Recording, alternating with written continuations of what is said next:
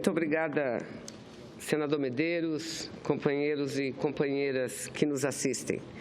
Eu, antes de iniciar meu pronunciamento, senador Medeiros, eu gostaria de encaminhar aqui a Vossa Excelência, encaminhar à mesa, duas moções que recebi e que entendo ser correto, ser justa a solicitação de que essas moções estejam inseridas nos anais desse Senado Federal.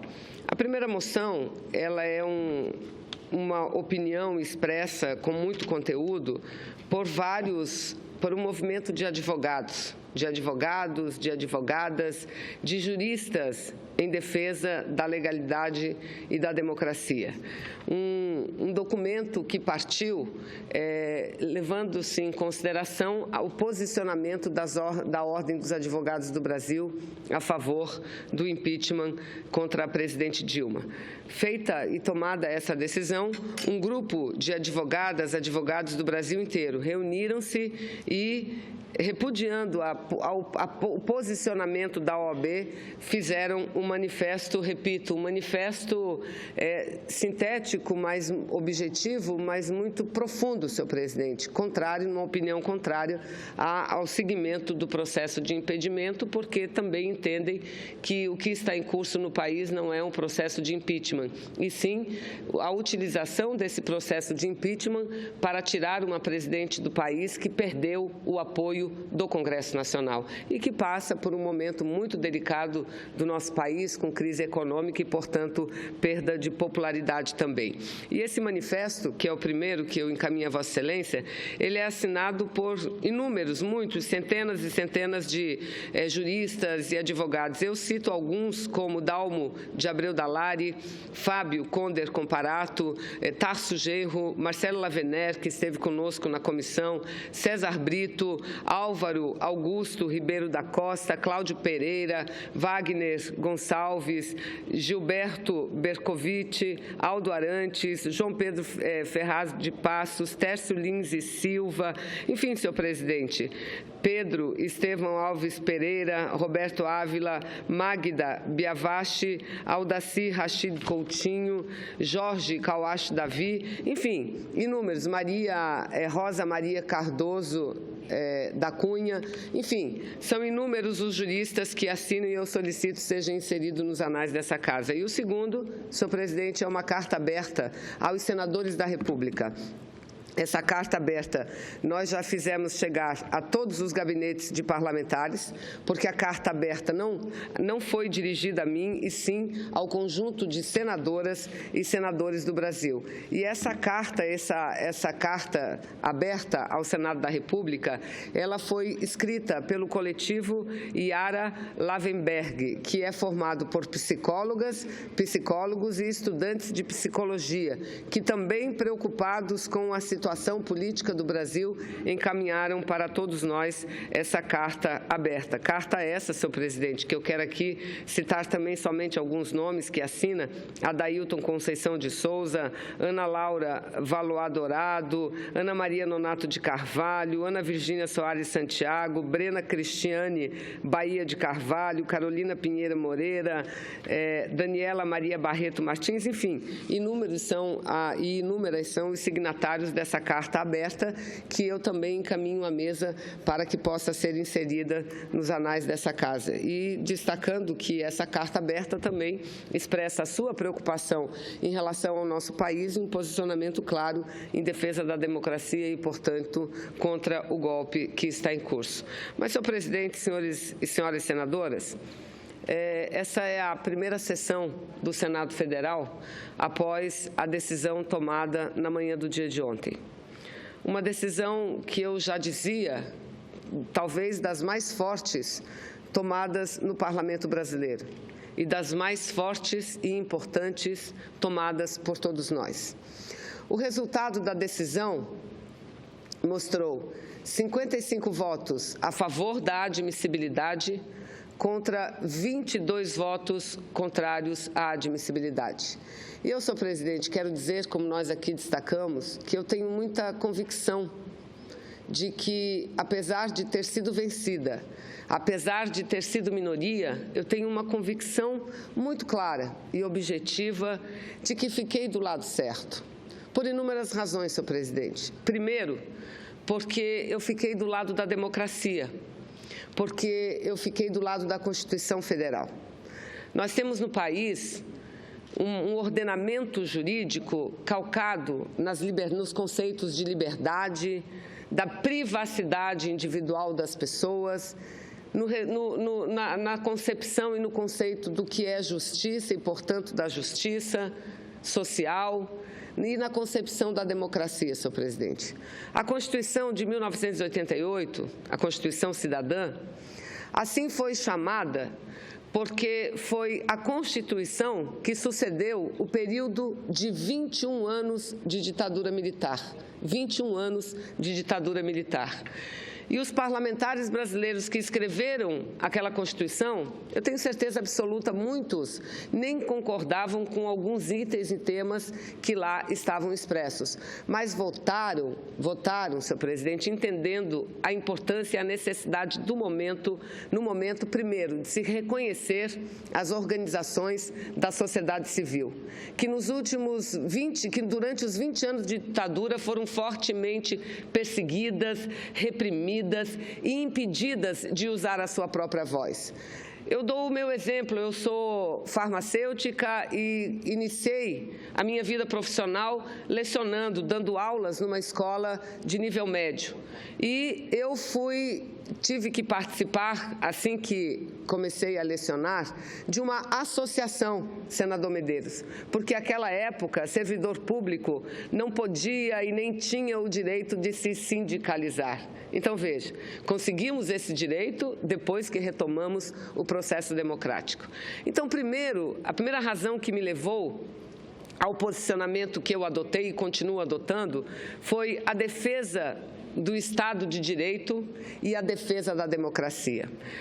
A segunda razão, senhor presidente, que está relacionada a essa também, diz respeito aos fatos elencados e às razões da denúncia e, portanto, da petição do impeachment contra a presidente Dilma.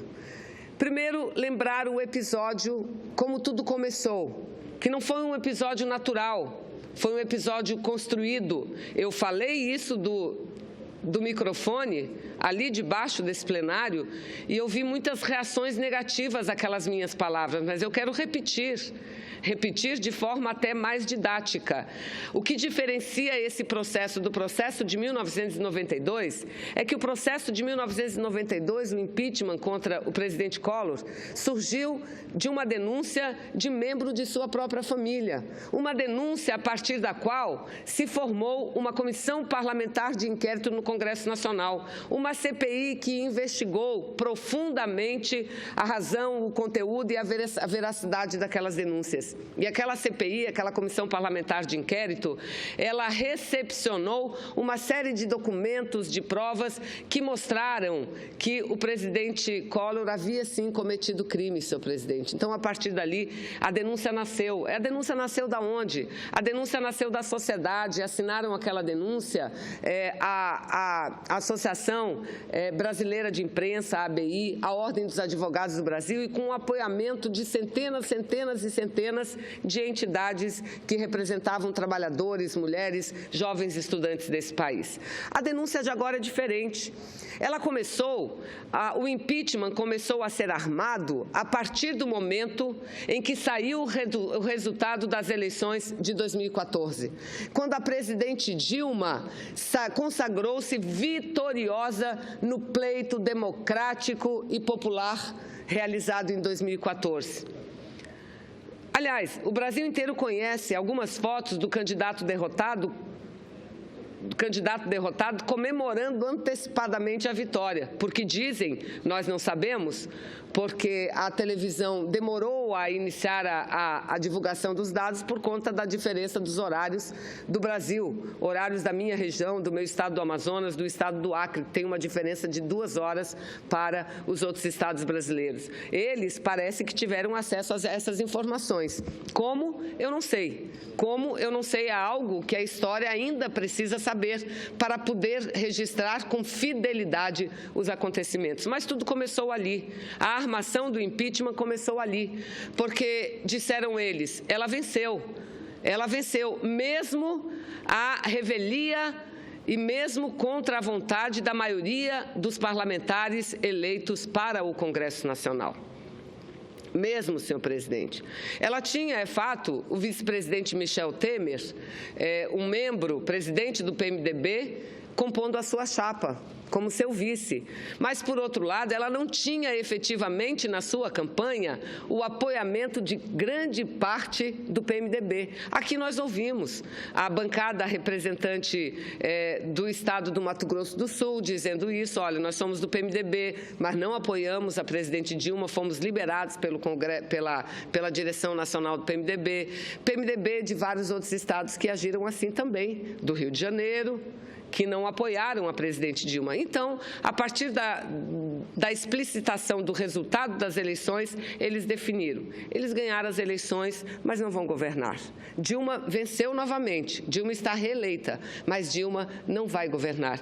E as primeiras medidas adotadas pela oposição, pelo candidato derrotado, senador Aécio Neves, não foi a da mão estendida, como eles tentam dizer, como eles dizem e repetem tantas vezes aqui desse plenário. Não foi a da mão estendida. Aliás, pode até ter estendido a sua mão, mas estendeu da forma mais cínica e vergonhosa que uma pessoa possa estender uma mão. Porque uma mão ele estendeu a presidente, diz ele, mas a outra mão ele assinou, junto com seu advogado, uma petição para a recontagem dos votos, alegando desde ali fraude, possíveis fraudes em eleições. E seguiu-se, presidente, não foi aquela única denúncia. Depois, apresentaram outras denúncias no âmbito do Tribunal Superior Eleitoral, no TSE. O objetivo?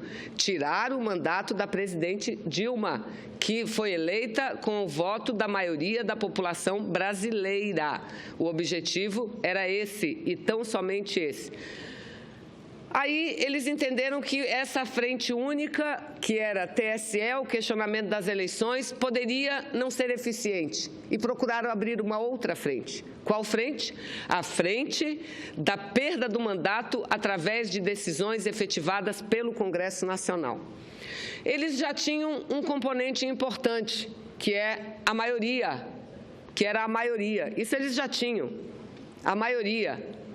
Eles estavam formando essa maioria, mas precisavam o quê? Precisavam de um motivo, de uma razão. Aí o que o PSDB fez? O PSDB encomendou uma peça de denúncia contra a presidente Dilma, encomendou, e por ela pagou R$45 mil, senhor presidente. Está lá, eu não sei porquê, eu acho que por descuido ou pressa deles, eles sem querer deixaram uma folha dentro do processo, dentro da peça inicial de denúncia, com o timbre do PSDB. Agora, o que é mais grave, nós vamos investigar agora.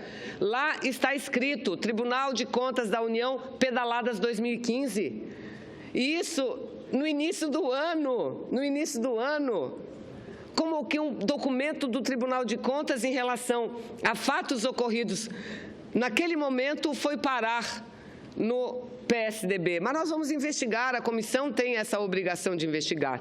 Pois bem, apresentaram a primeira denúncia. Assina a advogada Janaína com outras pessoas. Dr. Miguel Reale se recusou, pelo que noticiou a imprensa, a assinar a peça porque a considerava inconsistente. Porque a base, o fundamento da peça elencava atos ocorridos no primeiro mandato da presidente Dilma. E a Constituição da República é clara quando diz que um presidente ele tem que ser responsabilizado pelos atos do seu mandato. Então, aquele mandato havia se encerrado. Então, eles perceberam que não iam conseguir mudar a avaliação de um escrito da Constituição brasileira de forma tão fácil e tão simples. Aí encerramos o ano de 2015, eles buscando um objetivo forte. E antes do encerramento do ano de 2015, eles encontraram o tal pretexto que estavam atrás, presidente. Encontraram esse tal pretexto. E qual era esse pretexto?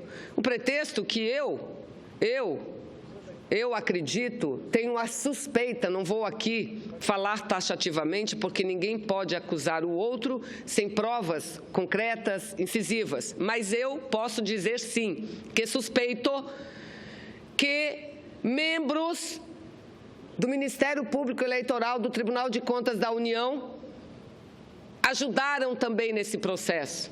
E fizeram o quê? Denunciaram a presidente Dilma por duas ações que ela tinha cometido. As tais pedaladas, em primeiro lugar, e, em segundo lugar, a assinatura de 6 decretos que abriam créditos suplementares. Ora, senhor presidente, 2 fatos ocorridos no próprio ano da denúncia. E em relação aos créditos suplementares, o que eles diziam? O que eles dizem na peça de denúncia? A presidente Dilma abriu crédito suplementar, mesmo a arrecadação estando caindo. Então, ela prejudicou as metas. 2 grandes absurdos primários, senhor presidente. Eu fico só olhando assim de braço cruzado o esforço que eles fazem para caracterizar esse fato como crime. E é um esforço muito grande, porque não é crime. E melhor do que nós, eles sabem que não é crime. Os menos avisados vêm aos microfones, sobem à tribuna e dizem, não, Dilma não está sendo caçada por causa de pedalada, por causa de orçamento. Dilma está sendo caçada porque mentiu na eleição, porque criou uma crise econômica, por causa da corrupção do Petrolão. É isso que eles dizem. Os menos polidos, porque os mais polidos falam isso também. Aliás, em 90% dos seus pronunciamentos dizem isso e 10% falam das pedaladas, mostrando um gráfico que ninguém entende. Um gráfico que ninguém entende. Porque, veja, como que alguém pode dizer que o outro não obedeceu uma meta anual antes do encerramento do ano? Olha o primarismo, senhor presidente. Como que alguém pode dizer que a presidente descumpriu as metas de 2015 no mês de agosto ou no mês de setembro? Mas foi isso que eles fizeram. Aí inventaram uma nova figura jurídica, que tem que haver relatórios bimestrais e quadrimestrais. E no relatório quadrimestral mostrou que ela não cumpriu a meta. Ora, senhor presidente, a meta, ela é acompanhada e daí vem a necessidade dos relatórios. Para quê? Para mudar ações, para mudar medidas, para que ao final do ano, quando a lei exige que a meta seja cumprida, ao final do ano esteja tudo dentro da meta.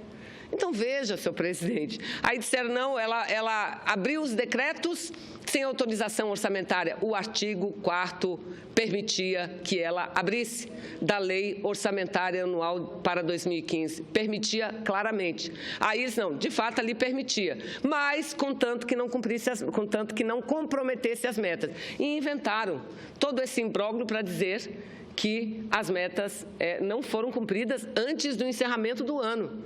Mas mais, senhor presidente, disseram que a arrecadação estava caindo e não permitiam, por exemplo, a abertura de créditos suplementares. Foi provado que os créditos suplementares, primeiro, ao tempo em que abriu-se os créditos suplementares, assinou-se outros decretos contingenciando recursos orçamentários.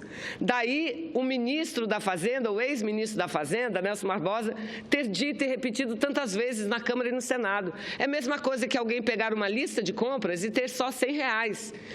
Então, aquela lista é o que cabe dentro de R$100, mas aí no meio do caminho recebe telefonema, não, nós precisamos, não é de 1 quilo de arroz, são 2 quilos de arroz. O que a pessoa que chega no supermercado faz? Não, a prioridade são os 2 quilos de arroz, então eu posso deixar a farinha de mandioca de lado e vou comprar os 2 quilos de arroz, porque não empata nem interfere. E nem interfere na meta. Mas, além disso, tem mais. Quando, por exemplo, foi aberto um crédito suplementar para uma universidade, foi baseado no aumento da arrecadação. Por quê? Porque recursos vinculados. Porque em determinadas universidades teve concurso, teve provas vestibulares e a arrecadação foi maior do que se imaginava. Então, havia lastro para aquilo. Aliás, ali procedia-se conforme o entendimento do Tribunal de Contas da União. Mas o outro crédito suplementar qual é? Um outro exemplo. Um crédito que veio do Supremo Tribunal Federal. do Poder Judiciário do nosso país, um poder independente, senhor presidente, cujo pedido não saiu só da gaveta e não teve somente a assinatura do presidente da Corte Máxima Suprema do Poder Judiciário desse país, não. Passou e foi aprovado pelo Conselho Nacional de Justiça. Mas não, a criminosa foi a presidente Dilma, porque abriu aquele crédito que foi pedido pelo Poder Judiciário. Então, veja. Mas o segundo ponto, as pedaladas, o que é? Plano Safra. Plano Safra, que é uma ação importante na economia do Brasil, de incentivo à produção e à produção agrícola, que é o setor que mais dividendos traz para o nosso país, para a nossa nação. Então, o Plano Safra, ele nasceu em 1992, por lei. Por lei. Vejam, 1992. Eu acho que Fernando Henrique era presidente nessa época, não sei, não faço as contas rápidas, mas creio que sim. 1992. Quem aplica e quem cumpre esse plano? Ministério da Fazenda, Ministério da Agricultura. Qual a participação da presidente Dilma? Nenhuma. Nenhuma. Nenhuma, presidente. Nenhuma assinatura. Mas vamos lá, primeiro, o que é o Plano Safra? É um pagamento por parte do governo federal de uma subvenção que o governo federal dá para quê? Para que as taxas de juros sejam equalizadas de acordo com o mercado e, sobretudo, com o mercado internacional. Para que o Brasil não perca a sua competitividade. Quem não é da área, eu vou falar rapidamente. Todos os países do mundo fazem isso. A Europa é quem mais faz. Só que a Europa faz diferente. Essas ações que o governo toma não significam subsídios, porque subsídios não são aceitáveis no mercado internacional, não. Isso é uma subvenção para equalizar taxas de juros de acordo com as taxas médias aplicadas no mundo inteiro. E no Brasil isso é necessário por quê? Porque nossas taxas de juros são muito elevadas, são as maiores do planeta. Na Europa eles não fazem isso, eles subsidiam, eles pagam para o agricultor produzir. Eles pagam para o agricultor produzir. Então esse é o Plano Safra. Esse é o Plano Safra. O que aconteceu? O Plano Safra, assim como outros contratos de prestação de serviço entre bancos públicos e governo federal, teve o seu pagamento, ou seja, o pagamento da subvenção por parte do governo atrasado em 6 meses. O pagamento da subvenção que o banco adiantou atrasado por 6 meses. Ora, o que o Banco do Brasil faz para a União, cumprindo uma lei, é prestar um serviço. Mas não, eles aqui tinha que ser crime. Aí o que eles fizeram para tentar enquadrar em crime? O que eles fizeram? Disseram que essa era uma operação de crédito e não um contrato de serviço. O que é uma operação de crédito? Para a gente simples, comum, é um empréstimo. Mesma coisa que você ir no banco assinar um papel de um empréstimo. O banco lhe empresta R$1.000 e diz qual é o prazo e a forma que você tem que pagar aquele R$1.000. Eles disseram isso. E criaram a outra nova figura jurídica, presidente. A outra nova figura jurídica. Veja, mas aí tinha um outro problema nesse aspecto. Dilma não teve participação nenhuma, porque é a lei, o Estado brasileiro cumpre a lei através desses 2 ministérios, Ministério da Fazenda e Ministério da Agricultura. Aí o que eles disseram? Não, é porque é público e notório que a presidente conversa muito com o presidente, com o coordenador do Tesouro Nacional, senhor Arnon Agostinho. Todos sabem que ela conversa, o Arnon Agostinho diz que não tem dinheiro, mas ela manda fazer. Essa foi a justificativa, senhor presidente. Veja, se alguém no mundo civilizado levaria a sério. Se o presidente da Câmara não fosse Eduardo Cunha, levaria a sério essas denúncias, minha gente. Vejam, senhoras e senhores, não levariam. Só que um outro problema aí também, porque para tentar colocar a presidente Dilma, diz que ela era íntima e conversava muito com o secretário do Tesouro Nacional, Arnon Agostinho. Só que, senhor presidente, ele não era mais secretário do Tesouro Nacional. Naquela época, aliás, desde o início do ano de 2015.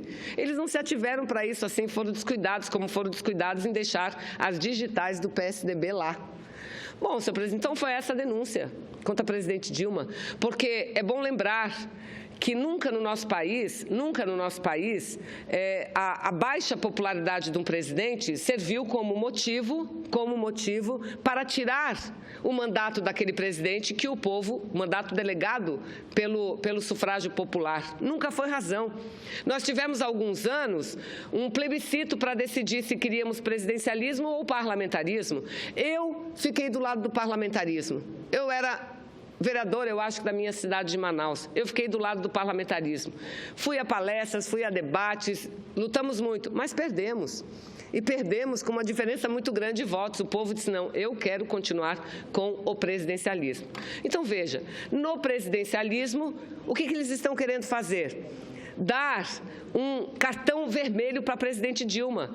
Só que nas regras legais do presidencialismo, nas regras constitucionais, esse cartão vermelho não é previsto. Então, o que eles fizeram? Buscaram o pretexto, porque é assim em todo o sistema punitivo. A acusação é só o pretexto. Então, nesse caso, a acusação e o processo de impeachment é só o pretexto para tirar a presidente Dilma. E por que eles tiveram sucesso nisso? Porque Eduardo Cunha, no mesmo dia que o Partido dos Trabalhadores, que não é o meu partido, eu sou do PCdoB, no mesmo dia que o Partido dos Trabalhadores disse que votaria a favor da admissibilidade da denúncia e do processo de cassação contra Eduardo Cunha, no mesmo dia, ele sai da sua sala e anuncia para a imprensa que acabou de aceitar a denúncia. Aliás, já tinham feito muitas reuniões, vários parlamentares falam disso aqui, muitas reuniões de um grupo. A senadora Regina fez um brilhante pronunciamento na sessão do julgamento da admissibilidade, senadora Regina Souza. Quem não leu, eu aqui orientaria que pegasse, tem na internet, tem nos anais, está disponível, o discurso da senadora Regina. Ela falou isso tudo com muita propriedade, dessa tramóia, dessa trama, com muita propriedade. Então, veja, eles já vinham se reunindo e ele aceitou. Ele aceitou. E aí começaram as negociações. E as negociações se deram em torno de quê? Da maioria que eles estavam formando. De que forma? Para organizar um novo governo, tirando quem foi eleita da cadeira da presidência da República. E aí veio a grande questão, senador José Medeiros. Aí veio o grande problema. O grande, o forte, o grave problema que a população tem que saber. A população tem que saber. O que está em curso no Brasil não é o impeachment, é um golpe. E está em curso por quê? Porque eles não gostam da presidente Dilma? Pode até não gostar. Porque não gostam de ver mulher no principal cargo da República? Pode até não gostar de ver a mulher lá. Porque não gosta do Lula? Pode até ser. Porque não gosta do PT? Pode ser. Mas a razão não é essa. A razão é porque discordam do projeto político que vem sendo aplicado no Brasil nesses últimos 13 anos. Discordam deste projeto. E que projeto é esse? Um projeto todo certo, perfeito? Claro que não. Um projeto socialista? Claro que não. Um projeto capitalista. Mas um projeto, como diz o senador Requião, diferente daquilo que eles defendem, porque eles não admitem nem as migalhas para o povo mais pobre, e principalmente quando essas migalhas, quando a distribuição afeta o grau da lucratividade deles. Então é essa a questão central no Brasil. Nós estamos diante de uma disputa política, que quem assaltou o poder foi quem nunca venceu as eleições. E por que assaltaram o poder? Para aplicar a política neoliberal, voltar à política das privatizações. Eles acham que o Estado brasileiro tem que ser desse tamanhozinho, tem que ser um Estado mínimo. Carreira, servidor público, só carreira de Estado. Só para a Receita Federal do Brasil, a Polícia Rodoviária, a Polícia Federal. O resto, professores, profissionais da saúde, da educação, da administração, do social, da ciência e tecnologia, esses não têm que ser servidores de Estado. Porque o Estado tem que ser desse tamanhozinho. E, aliás, quem for do Estado não pode ganhar muito, porque não pode gastar muito com as receitas correntes, porque tem que manter o juro alto e fazer a reserva de contingência, que é para fazer o superávit, para pagar os juros. Os juros para quem? Para os banqueiros, que apesar de toda a crise que vive o mundo, eles não viviam crise. Eles nunca viveram crise, porque ameaçavam, inclusive, o presidente Lula e a presidente Dilma, tem que manter juro alto, porque senão o mercado vai ficar muito nervoso. E se o mercado ficar muito nervoso, o mercado tira o grau de aprovação e o Brasil não vai mais ter investimento externo. Ameaçaram. Então, veja, mas nem assim eles se conformaram. Não se conformaram com o fato de que, quando iniciou o seu primeiro mandato, a presidente Dilma começou a baixar as taxas de juros. Aí, o que eles disseram? Que ela começou errado, que ela não conversou com ninguém, que tinha que ter conversado antes. Porque muitos deles, sobem na tribuna e dizem, não, porque o juro está muito alto, porque o juro tem que abaixar. Tá bom, esses que dizem que o juro está muito alto, que tem que abaixar, por que esses criticaram a presidente Dilma quando ela começou a baixar? Porque disse que faltou a conversa. Aliás, tudo está acontecendo porque falta conversa, porque a presidente não tem um bom humor, é por causa disso que tudo está acontecendo nesse país. Então, vejam, senhores, e senhoras, o que está em jogo nesse país é o projeto político que se aplica. Então, essa é a outra razão, e de todas, eu não teria, assim, grau de prioridade, porque a defesa da democracia, do Estado de Direito, o projeto político, a minha situação na minha região, no meu Estado, tudo me levaram a eu tomar a postura que eu tomei, senhor presidente, tudo. Porque o que eles criticam nesse processo, sabe o que é? É o Bolsa Família, é o Minha Casa Minha Vida. Leiam um jornal de hoje. As prestações do programa Minha Casa Minha Vida podem ser majoradas, ou seja, aumentadas em até mais de 240%. Não, é 240%. Não é 4%. 240%. Veja, 240%, senhor presidente. Eles são contra Minha Casa Minha Vida, são contra as cidades do interior terem universidades públicas, faculdades de medicina, são contra que as regiões menos desenvolvidas desenvolvam processos e programas de pesquisa, acho que isso é colocar dinheiro na lata do lixo. Eles são contra a expansão das escolas técnicas federais também, eles são contra a política de valorização do salário mínimo, que para eles é inflacionária. Eles são contra a mulher se aposentar antes do que os homens, porque isso onera a Previdência Social. Aliás, isso tudo está escrito, sabe aonde? No programa chamado Ponte para o Futuro, que foi o programa que o senhor Michel Temer, ao lado de outros, construíram durante o ano passado todo com o apoiamento de outros partidos, e que é o programa que eles defendem. O que eles defendem? Primeiro, o orçamento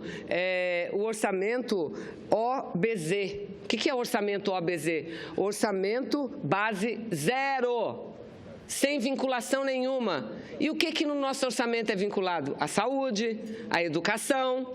Eles querem desvincular. Para quê? Para gastar menos em saúde, em educação. Eles propõem o quê?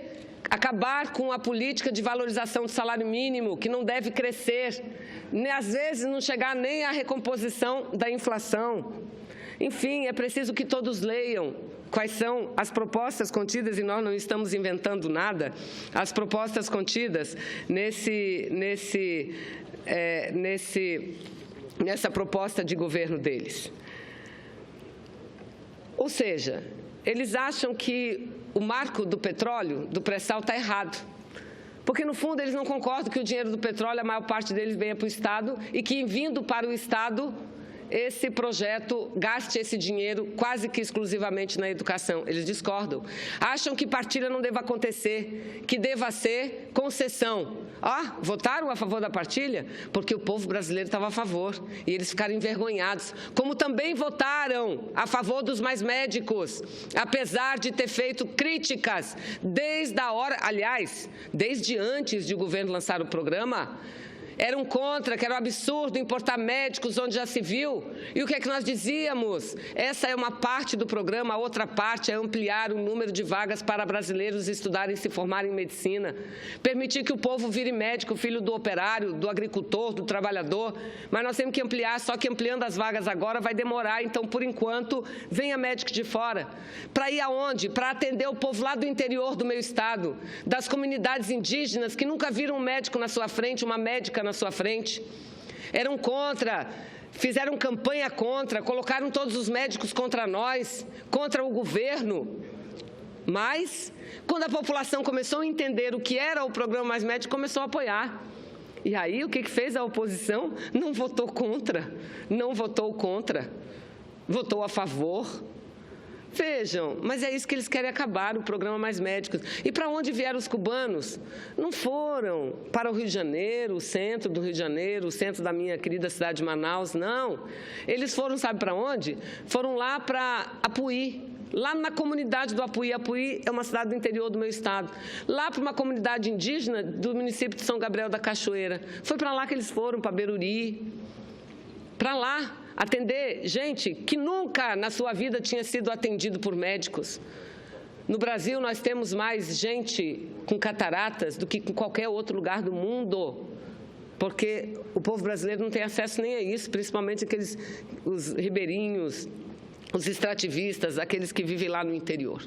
Então, é esse projeto que eles querem, a esse projeto que eles querem pôr fim. A esse projeto que eles querem pôr fim. E eu já disse qual é o projeto deles, de retirada de direitos. Agora, vamos para a minha região, presidente. E é importante, e eu agradeço muito Vossa Excelência pela paciência, porque eu não tive tempo durante o processo, sobretudo no dia, nós tínhamos um tempo exíguo, eu não tive tempo de falar o porquê também eu assim me posiciono. Porque, olha, eu sou do PCdoB desde muito jovem. Eu fui vereadora da minha cidade, Manaus, eu fui deputada federal por 3 mandatos. Não venho aqui para dizer que fui em vários pleitos a mais votada, porque eu acho que isso é bom, é gratificante, mas isso não muda a nossa situação no parlamento. Nós somos parlamentares como qualquer outros, temos uma grande responsabilidade porque representamos uma população grande, mas não só ela, porque tem um espírito de que quando a pessoa é eleita, ela representa a todos e não só aqueles que os elegeram, não é? Então, senhor presidente, e eu tive a maior parte da minha vida atuando na oposição. Quando o presidente Lula venceu as eleições, quando nós vencemos as eleições com o presidente Lula, no ano de 2002, e eu já era deputada federal, fui deputada ainda com o Fernando Henrique, presidente do país, lutei muito por muita coisa. Lutei para rejeitarem, para não deixar avançar o projeto de lei que colocava o negociado sobre o legislado e que agora eles vão voltar, rasgando a CLT, que é as leis que dão todos os direitos aos trabalhadores brasileiros. Lutei contra a privatização de Tucuruí, porque eles queriam privatizar no norte só Tucuruí, porque era o que dava mais lucro, ou seja, você vende o filé e fica com o osso. Essa é a concepção do Estado pequeno. E conosco da Zona Franca, o que eles faziam? Eles esmagavam a Zona Franca. Eles estavam aos poucos acabando com a Zona Franca. Estavam aos poucos acabando com a Zona Franca, não reuniam sequer o Conselho de Administração da Zona Franca de Manaus, impedindo assim que novas empresas se instalassem. Então, nós vivemos um momento muito difícil, muito ruim. E dizíamos que uma das razões que empresas não iam para lá é porque o prazo de vida da Zona Franca estava se esgotando e que esse prazo precisava ser ampliado, prorrogado. Nunca conseguimos. E olha que o PSDB tinha o líder dele aqui no Senado, um senador do meu estado, o Amazonas, que hoje é prefeito de Manaus. Era líder do partido do presidente. Era líder do partido do presidente, ex-senador Arthur Vigílio, e nunca conseguiu convencer o seu próprio governo, com que ele tanto defendia aqui, a prorrogar a Zona Franca. Vencemos com o Lula, meu partido apoiando desde que ele foi candidato em 1989 e perdeu para o Collor de Mello. Vencemos com o Lula. A partir dali, a história do meu estado, senador Medeiros, começou a ser escrita de forma diferente. Nós conseguimos com que o gás natural fosse explorado, o que também nunca conseguimos antes. Aliás, uma outra grande briga que eu travei, e aí é um dos maiores orgulhos que eu trago para mim, foi termos impedido que o governo federal, junto com o governo do meu estado, à época, Amazonas, entregasse para uma empresa americana e estrangeira uma concessão de toda a nossa riqueza de gás do Estado do Amazonas. Nós barramos isso. Não conseguimos barrar aqui na política. Eles mudaram a lei, descumpriram a lei, dizendo que o governo federal podia passar para o governo do Estado o poder de conceder essa riqueza do subsolo. Ora, isso era ilegal, mas a gente não teve força política à época para barrar. Aí entramos na justiça e vencemos. Vencemos, graças a Deus, vencemos. E a Petrobras logo entrou. Então, nós começamos a explorar o gás. O Estado do Amazonas nunca viu tanto recurso federal como viu municípios. Esse programa que muita gente diz que é errado. Aliás, o novo ministro, porque eles acabaram com o Ministério da Ação Social, o ministro da Social que vai para lá, ele está dizendo o seguinte, ele está dizendo que Bolsa Família, ele acha que é eu não sei qual foi exatamente a expressão que ele usou, Bolsa Família é uma corrente eleitoral, ou seja, querendo dizer que aquilo é uma forma do governo prender e conseguir sempre o voto daquelas pessoas, não é? Então, é isso que pensa, mas eu vou falar desse assunto já. Enfim, então eles são contra, mas isso aqui ajudou tanto o meu estado, e não só a capital, o interior também, senhor presidente, o interior muito. O programa Minha Casa Minha Vida, coisa mais linda chegar nos estados, nos municípios do meu interior e ver aqueles conjuntos habitacionais sendo construídos, que para o interior, nossa senhora, um conjunto habitacional, as pessoas que vivem nas grandes cidades não têm ideia do que significa um conjunto habitacional, mesmo que simples, numa cidade pequena, lá do interior do Amazonas. Mas foi o Luz para Todos também, presidente. Foi o Luz para Todos. Olha, a gente sempre diz que os brasileiros que vivem na Amazônia deviam ser pagos por isso. Pagos porque não é fácil viver na Amazônia. Viver sem luz, viver sem acesso a quase nada, a informação, porque se não tem luz, não tem internet, não tem televisão, não tem informação, não tem rádio. Pois o Luz para Todos foi para lá. Então, a Zona Franca prorrogada por 50 anos. Por 50 anos, e agora prorrogamos de novo. 50 anos. E eu vou me colocar contra um governo que fez isso pelo meu estado, sabendo que esse governo não cometeu crime nenhum. Aí, por que eu me colocaria? Porque por causa da corrupção que está sendo revelada, por causa da crise que está acontecendo. Primeiro, o Brasil, como o mundo inteiro, vivem crises cíclicas, e que são as crises do capitalismo. Mas a crise a gente resolve enfrentando-a, e não deram essa mínima condição à presidente Dilma de enfrentar essa crise. Essa crise que começou em outros países em 2008 e 2009, não deram essa condição para ela. Trabalharam na base da teoria do quanto pior, melhor. Então, um governo que pode ter erros, eu repito, tem muitos erros, teve muitos erros. Mas um governo que sempre colocou na frente de tudo a melhoria da qualidade de vida das pessoas, a inclusão social. Aí dizem, mas e a corrupção e a Lava Jato? Pois bem, eu aplaudo a Lava Jato. Eu só não concordo com os excessos da Lava Jato, presidente. Com os excessos, com atitudes ilegais e políticas, porque assim como nós não podemos judicializar a política, eles não podem politizar o judiciário. Ora, quando quando o presidente assumiu o ministério, o ex-presidente Lula, a primeira liminar contra isso veio de um juiz federal. Um juiz federal que o magistrado, que devia ter vergonha de ser magistrado, porque é um militante político, ainda deu lá a liminar. Aliás, é um outro assunto que eu vou falar sobre o ministro do Supremo Tribunal Federal, fatos que estão acontecendo desde ontem e hoje, fatos assim extremamente reveladores. Então, presidente, fiquei com o melhor projeto para o país, o melhor projeto para o povo, o melhor projeto para o meu querido estado do Amazonas e para a Amazônia como um todo. A corrupção, gente, é inerente ao sistema capitalista, e pela primeira vez,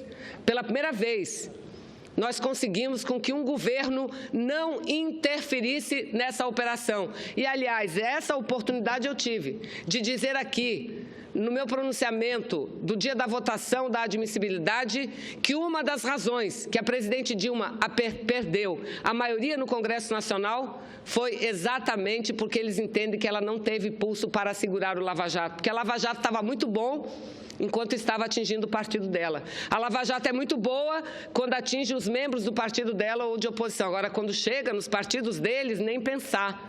nem pensar.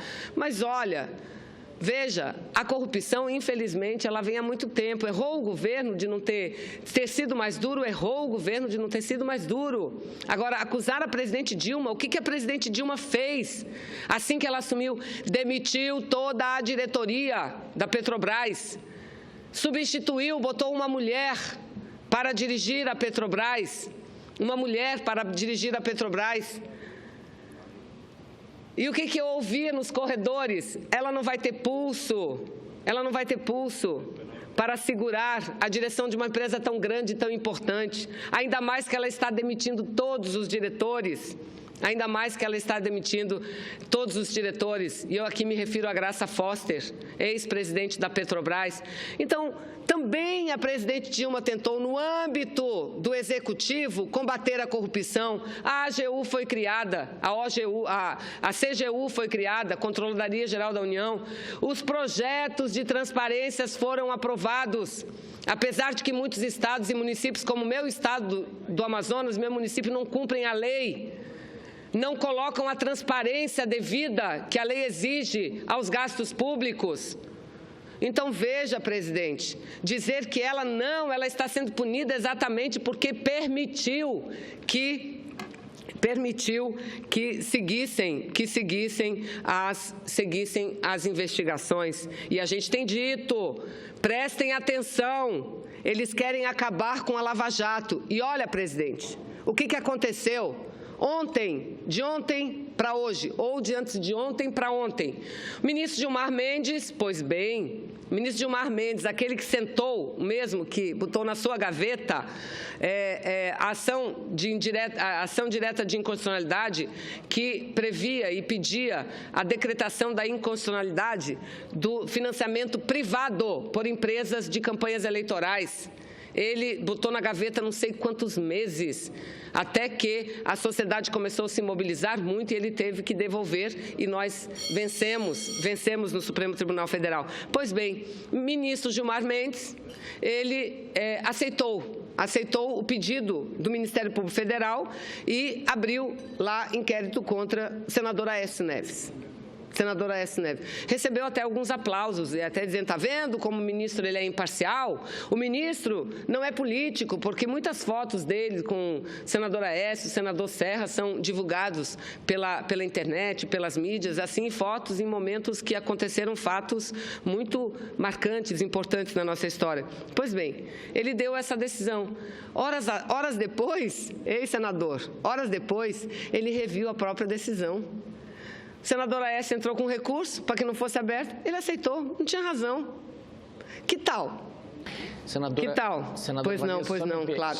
Me permita. Pois não, claro. Até em respeito à nossa corte irmã. Não é a corte, é o ministro Gilmar Mendes. O ministro, mas é o STF, né? É bom esclarecer esse fato, que o juiz está adstrito aos pedidos.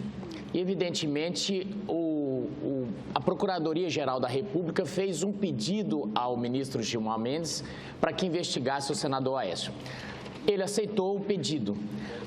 Os advogados do parlamentar entraram dizendo que não havia fatos novos e aquilo já tinha sido avaliado, então não haveria o que acrescentar, não haveria por que essa investigação, já que nada teria sido acontecido a partir daquele momento, daquele primeiro pedido. O ministro o que fez foi apenas devolver à Procuradoria-Geral da República para que a Procuradoria da República aponte os fatos novos que aconteceram para que possa autorizar o pedido ou não, mas ele não indeferiu. Ele está simplesmente dizendo, se não aconteceu fatos novos e como tinha sido arquivado da primeira vez, tudo bem, mas não está fechado pedido de investigação alguma, ele não está impedindo que se investigue o parlamentar, apenas devolveu para que a Procuradoria possa anexar esses fatos novos ao pedido. Olha, presidente, eu sinceramente ouvi aí as explicações de Vossa Excelência, mas não há justificativa para essa ação nenhuma, plausível. Um ministro do Supremo Tribunal Federal não ter se atentado para esse detalhe? Ou será que não é diferente, não teria muitas coisas muito reveladoras e por isso mesmo não seria bom que a investigação continuasse? Não, nós vamos entrar na justiça, porque veja, o presidente Lula, ele quando assumiu, ele não é réu do Lava Jato. Ele não é réu, ele é citado, ele é investigado, mas ele não é réu. Quando a presidente Dilma nomeou ele, fizeram uma gravação, não quero nem discutir que isso é ilegal, se é legal ou não, fizeram uma gravação quando a presidente Dilma disse que vai entregar o termo de posse se ele precisar usar, assinar antes, o que é comum no serviço público. Mas aí já houve a interpretação de que ele estava fugindo da justiça, aí já afasta. Vários juízes, o primeiro foi esse que eu falei, um militante do impeachment, uma pessoa que postava, um juiz Cata Preto, que postava nas suas mídias manifestações e posts contrários ao Bolsa Família, dizendo que os que detêm Bolsa Família, ou seja, aqueles que participam de programas sociais do governo, não deveriam ter direito ao voto. Eu não acreditei no que eu estava lendo, mas foi isso que ele escreveu. É isso que ele escreveu, ele teve que assumir que escreveu aquilo, um magistrado de nosso país. Escreveu e publicou que quem usufrui de Bolsa Família ou de qualquer outra bolsa ou programa do governo não pode ter direito a voto. Era a mesma coisa na época dos escravos, ou na época que as mulheres não tinham voto nesse país também. Só tinha voto os proprietários de terra, aqueles que possuíam bens que não possuía não podia ter. Então, veja, presidente, paciência, mas agora eu não vou dizer, eu não vou mais falar, porque os fatos vão falar por si. Os fatos vão falar por si. Eu vou me recusar a falar. E, repito, os fatos é que vão falar por si, senhor presidente. Eu tenho aqui comigo várias matérias que mostram aqui, ó, PMDB deve tentar neutralizar ou reduzir danos do Lava Jato. Está aqui. O presidente Temer, o vice-presidente Temer, o presidente biônico Temer, o que ele dizia antes? Não. Eu vou fazer um ministério de alto nível e técnico. Gente, eu estou me sentindo assim, vivendo num sistema parlamentarista que só tem deputado, só tem parlamentar no ministério dele, presidente de partido. Cadê os técnicos? Cadê o alto nível? Cadê? Está aqui, ó. Os técnicos de alto nível. 7 ministros de Temer são citados na Lava Jato. Esse é o Ministério Técnico. 7 ministros do Temer citados no Lava Jato. Eu não vou mais precisar falar dessa tribuna, senador Medeiros, porque os fatos vão falar por si. Os fatos vão falar por si. Está aqui, entrando na parte mais política, Meirelles defende idade mínima para a aposentadoria. E aqui quer tirar, e Vossa Excelência é um grande defensor das mulheres. Um grande defensor. Nós, mulheres, tivemos algumas conquistas, é fato, nessas últimas décadas. Tudo fruto de muita luta. Uma conquista que talvez seja das mais importantes foi o direito de nos aposentarmos 5 anos antes do que o homem. E por que isso? Por que isso?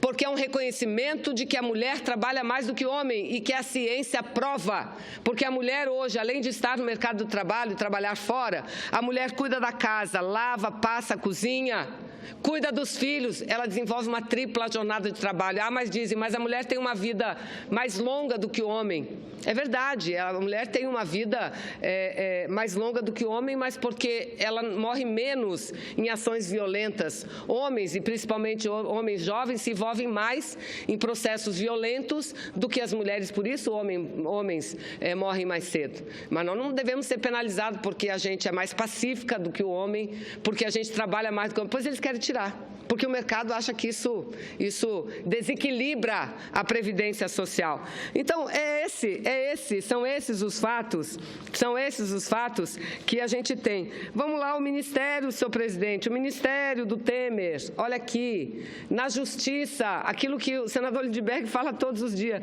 Alexandre de Moraes, ministro da Justiça do Brasil, era secretário de Segurança de São Paulo, começou sua carreira advogando para o PCC, isso mesmo, PCC, que é aquela organização criminosa. Não estou aqui fazendo nenhuma acusação, mas só para dizer que esta pessoa que é o novo ministro da Justiça do Brasil. Mas vamos lá. Desses ministros de alto nível, 7, como nós já vimos, 7 estão envolvidos no Lava Jato. 7. Nós vamos entrar com ações e tenho certeza, o movimento popular brasileiro todo vai entrar. Como é que pode 7 pessoas no ministério, um ministério que não tem uma mulher, um ministério que não tem uma negra, que não tem um negro, Sabe desde quando? Desde a década de 70, quando Geisel era presidente do Brasil. A última vez que o Ministério foi formado sem uma mulher foi na época do Geisel, no iniciozinho da década de 70. Nenhuma mulher, nenhum negro. Mas muitos deputados, muitos senadores, Zé Serra, Romero Jucá, Blairo Maggi, deputado Ricardo Barros, deputado federal que queria cortar 10 milhões do Bolsa Família no orçamento para 2015, ele era o relator. Quando a presidente Dilma, porque eu vi hoje o tal do ministro da Fazenda falar, a primeira coisa é falar a verdade, como se a Dilma só falasse mentira. Ela mandou um orçamento para 2016 aqui deficitário, em 30 bilhões e 500 milhões de reais deficitário, ela mandou para cá deficitário, o Congresso não aceitou. O Congresso não aceitou. Imagina, vai cair a nossa avaliação no mercado, o mercado vai ficar mais nervoso com o Brasil. Poxa, e não deixaram que o orçamento fosse aprovado do jeito que ela mandou. Mas nenhum deles está sendo punido, porque feriu a lei orçamentária, nada. Então, hoje, esse novo ministro estava dizendo na televisão que ele vai, primeiro, trabalhar com a verdade. Primeiro, eu quero dizer que a Dilma nunca deixou de trabalhar com a verdade. E se ela não foi mais clara e evidente, é porque este Congresso não deixou. E um dos que entrava nessa linha, que não queria que fosse deficitário, e apontava que tinha outros meios para tirar o déficit, era esse, o novo ministro da Saúde, deputado Ricardo Barros. Ele que queria cortar 10 milhões do Bolsa Saúde, que não admitiu o déficit orçamentário, mas queria diminuir em 10 milhões. Bom, vamos ver aqui um outro ministério. Ministério Bruno Araújo. Bruno Araújo, ele é ministro das cidades. Foi o deputado, para quem não lembra, que deu o voto o voto lá que já admitiu para a presidente Dilma, contra a presidente Dilma a admissibilidade. É ele, ministro. Ministro de Ciência, Tecnologia e Comunicações, Gilberto Kassab, um técnico, entendido em Ciência, Tecnologia e Comunicações, juntaram os dois. Um técnico, é só um técnico presidente do PSD, só isso. Mas vamos lá. Vamos a outro ministério aqui, Educação e Cultura, outro técnico. Quem? Deputado Mendonça Filho, líder do DEM até ontem. Deputado Mendonça Filho, líder do DEM até ontem. Um técnico em educação, escreveu livros, é reconhecido. Deputado Mendonça Filho. Mas vamos lá, vamos continuar. Secretaria de Governo, Gedel Vieira Lima, também citado em várias investigações. Ministério da Previdência, Trabalho e Previdência Social foi juntado também. Quem? Ronaldo Nogueira, é do PTB. Ronaldo Nogueira é do PTB. Criaram aqui um novo ministério, Secretaria de Segurança Institucional. Quem entra? Sérgio Etchegoyen. Esse aqui vai ser muito falado aqui. Guarde esse nome, senador Medeiros, que ele vai muito ser falado aqui. Muito. Ministério dos Transportes. Outro técnico na área de transportes. O doutor PhD Maurício Quintela, deputado do PR do Estado de Alagoas. Do PR do Estado do Alagoas. Mas vamos seguir. A cultura foi para a educação. A cultura foi para a educação. Enfim, presidente, eu vou ter tempo para voltar aqui para falar bastante nisso, ou seja, um resumozinho aqui do novo governo. O governo que é um governo eleito indiretamente, porque eu repito e vou repetir durante o tempo inteiro, presidente, porque o processo está começando. Transformaram o Congresso Nacional, Câmara e Senado num colégio eleitoral. Tiraram uma presidente eleita democraticamente e botaram em seu lugar um presidente biônico. Estão manchando a imagem do parlamento brasileiro. Falamos muito de Auro Moura, mas vão lembrar de outras coisas daqui a alguns anos, se nós não revertermos esse processo, e há tempo para reversão ainda, há tempo para salvar a democracia, há tempo para salvar o Estado de Direito, há muito tempo para isso. Então, veja, transformar isso aqui num colégio eleitoral, só que um colégio eleitoral de exceção, onde o acusador E eles mesmos reconhecem, eles só ficam se explicando. Não, porque o PSDB é isso, porque o PSDB é aquilo, porque a Janaína não é a única que não é filiada no PSDB. E a única que recebeu R$45 mil. De quem? Do PSDB.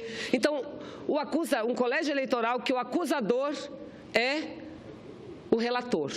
Pronto. Aí dizer, não, porque a lei 1079, ela fala claramente dos impedimentos do julgador. Ela não fala do relator. E nunca essa casa, nem a Câmara, nem tribunal nenhum botou o autor do projeto para relatar o seu próprio projeto. Aqui nós não colocamos nem, mesmo o projeto sendo de autoria do Executivo, mas quando é empréstimo, digamos, do meu estado do Amazonas, eu não posso relatar, porque eu sou do estado do Amazonas. Nunca, mas para isso vale.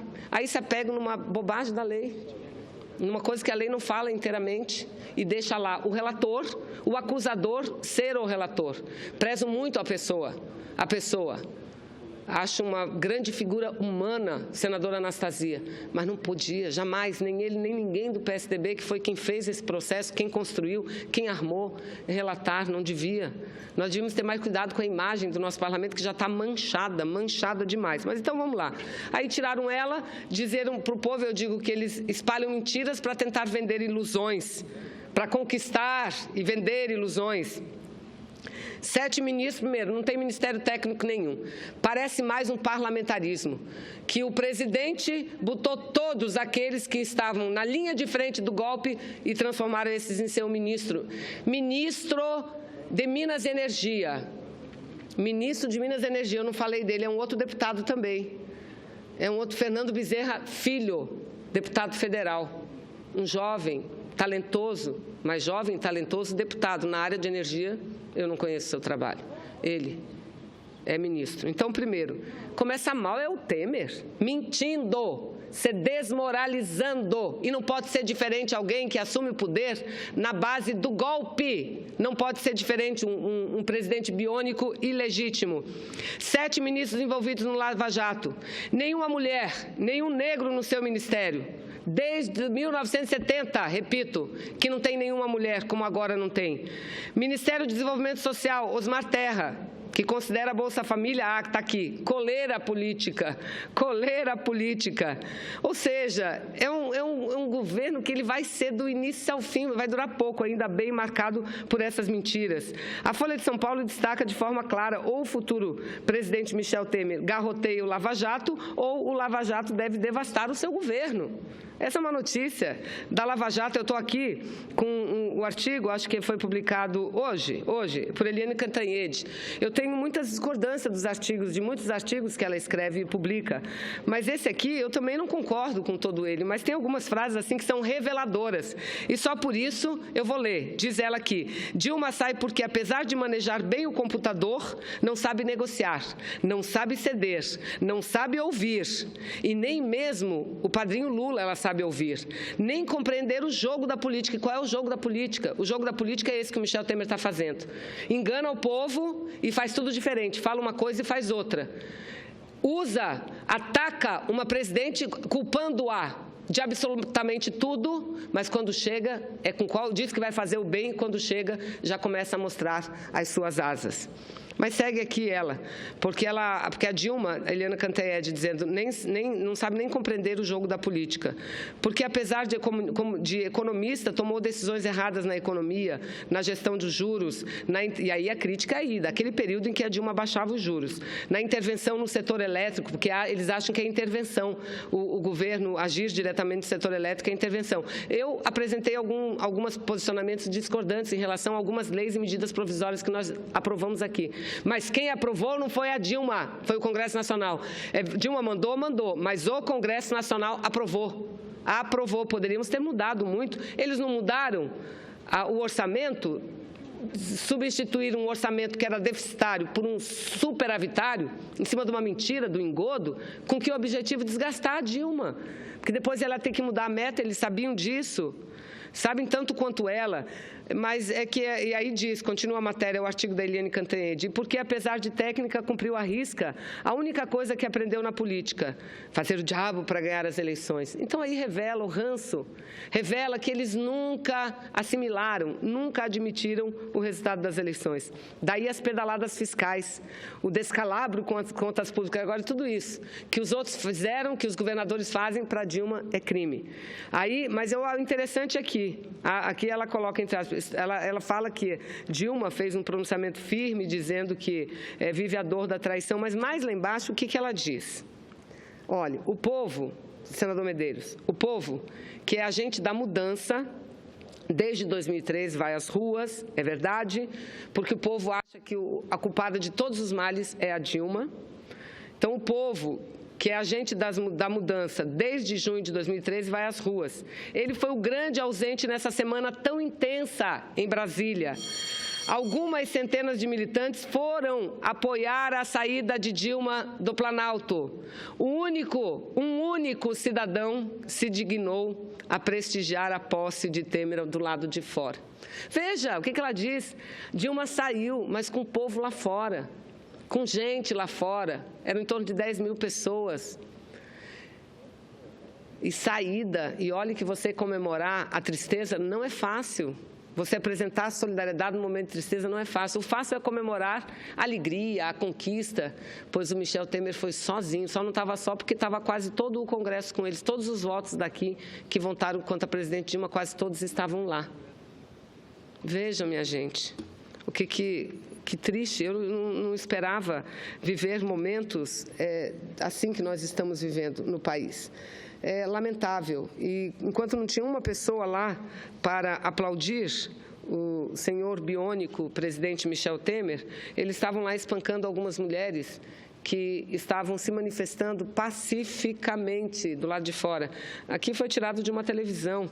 Eu vi até uma parte, eu acho que foi na Band News, que eles mostravam a agressão que tinha a jornalistas. O jornalista, em determinado momento, mostrou o seu credencial. Se eu não estou nada, eu estou só cobrindo. Aí o cara, não satisfeito, pegou o negócio lá de pimenta, o gás de pimenta, e se aproximou do jornalista e jogou nos olhos do jornalista. Então, aqui são essas fotos. E olha aqui, o povo não foi só lá no Planalto, o povo foi para Paulista ontem.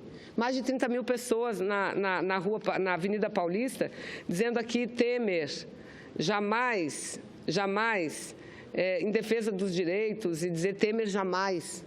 Faixas assim, seja. O povo está aqui, ó. Isso foi a Paulista, fora Temer. Aliás, as pesquisas mostram isso. Esse é o massacre que o povo, as mulheres sofreram em frente ao Palácio do Planalto ontem, mulheres e a imprensa. As mulheres e a imprensa. Então, presidente, veja, essa aqui o povo vai para a rua para dizer, primeiro entristecido, abatido, mas vai à rua para dizer que a luta continua, só começou e não acabou. Eles se escondem e se protegem no manto das ações violentas. E vai ser assim, presidente, vai ser assim, eu não tenho dúvida nenhuma. Eu não tenho dúvida que nós temos um tempo suficiente. Ontem conversamos com o presidente do Supremo Tribunal Federal. Agora nós vamos discutir mérito. Não venha falar de crise econômica, de petrolão, que isso a gente tem que discutir aqui no plenário. Aqui no plenário, nas ações políticas da Casa, não nos atos que envolvem o processo. Não nos atos que envolvem o processo. Então, senhor presidente, eu quero dizer que é óbvio que eu tenho muita ciência do que está acontecendo, tenho muita tristeza, lamento que nossa democracia esteja de forma tão vil, sendo tripudiada, sendo ferida de morte, lamento muito, mas o que toma conta de mim, ainda nesse momento, é a esperança. Dizem lá que, e aí postam nos meios na internet, que acabou a vida política da senadora Vanessa. O povo do meu estado me conhece. Eu sei que alguns me acompanham, muitos não me acompanham, sei disso. Mas de uma coisa eu dou certeza, a todos aqueles que sempre confiaram em mim, ou a todos, mesmo os que nunca votaram em mim por várias razões, eu procuro me dedicar à política. Eu procuro me dedicar aos trabalhadores, eu procuro me dedicar às mulheres, eu procuro me dedicar às causas. Essa tem sido a postura a marcar minha vida. E dizem que eu agora vou perder tudo porque votei pelo impeachment. Eu sei Eu sei que a população, a maior parte, quer o impeachment da população, porque a população não sabe que não é um impeachment, a população não sabe que é um golpe, porque a população não sabe quem é Michel Temer. A população acreditou que teríamos um ministério apolítico, técnico e de alto nível, mas é essa mesma população que vai ver tudo diferente. Aliás, ela já deu mostras, queriam que a Dilma saísse, mas não queriam o Temer. E o meu partido já lançou a bandeira. Meu partido já lançou a bandeira. Vamos fazer um plebiscito para ver se o povo quer fazer eleição já? Não vamos deixar entregar o nosso patrimônio? Não vamos deixar tirar a licença, a aposentadoria das mulheres, que nós tivemos muita luta, o direito e a conquista? Não vamos, não. Então, o coração está ferido, muito ferido. Muito. Eu vi ontem, na pessoa da presidente Dilma, do ex-presidente Lula, que estavam lá, pessoas feridas, em toda aquela gente que estava lá, pessoas feridas, machucadas, porque machucado está o nosso país, machucado está o Estado de Direito, machucado está a democracia. Eu vi isso ontem, mas eu vi uma esperança que é maior do que isso. Eu recebi um poema que foi a coisa mais linda, está bem ali no meu telefone. Se o senador Medeiros me permitir, eu queria concluir com esse poema. Está no telefone, alguém pegou meu telefone. Eu recebi aqui um poema que, olha, é um poema que alimenta a mente, não só o coração, mas alimenta a mente também. E de quem é o poema, não podia ser diferente, não podia ser diferente. O poema, eu não vou achar, está aqui, achei. O poema é de Cora Coralina. Olha o que disse Cora Coralina: desistir. Eu já pensei seriamente nisso, mas nunca me levei realmente a sério. É que tem mais chão nos meus olhos do que cansaço nas minhas pernas, mais esperança nos meus passos do que a tristeza nos meus ombros, mais estrada no meu coração do que medo na minha cabeça. E assim, não é só a presidente Dilma.